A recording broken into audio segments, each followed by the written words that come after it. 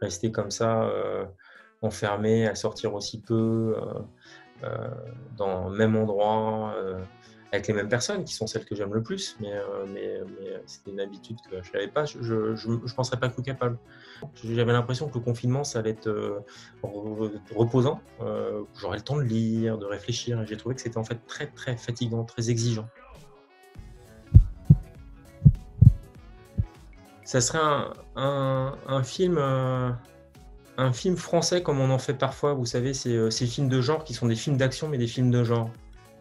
J'en connais quelques-uns, Vincent n'a pas d'écailles ou des choses comme ça, des films avec un peu de surnaturel, avec de l'action.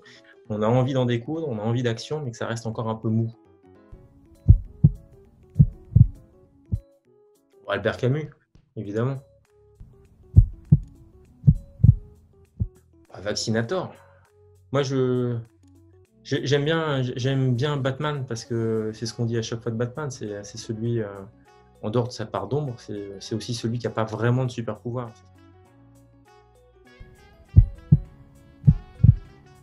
Les mesures à mettre en place, c'est pas si compliqué que ça parce qu'on y a beaucoup réfléchi, on y a beaucoup travaillé avec Faber Novel et puis une initiative qu'on avait lancée qui s'appelait Recovery.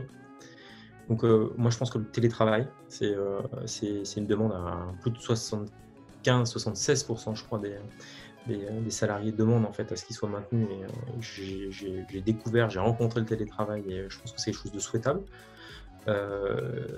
Dans des proportions qui soient des proportions raisonnables. C'est-à-dire que je pense qu'on ne peut pas passer en total télétravail non plus. Il faudra retourner au travail et trouver le bon équilibre. Donc il est à découvrir et pour moi, ce n'est pas aujourd'hui qu'on l'a découvert. Donc le télétravail.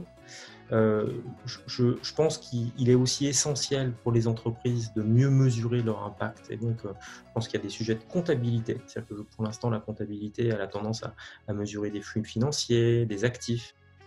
La mesure d'impact est aussi quelque chose à suivre et à accompagner de façon hyper importante. Et puis, il y a tout le sujet de la résilience, on a vu comment, enfin, tous les problèmes qu'on pouvait avoir quand tout d'un coup tout s'arrêtait et que c'était, pour l'instant, enfin, on pouvait dire que c'était prévisible, on a tous été surpris. Donc, comment est-ce qu'on peut s'armer, se préparer de façon à ne pas subir aussi violemment ce qui s'est passé?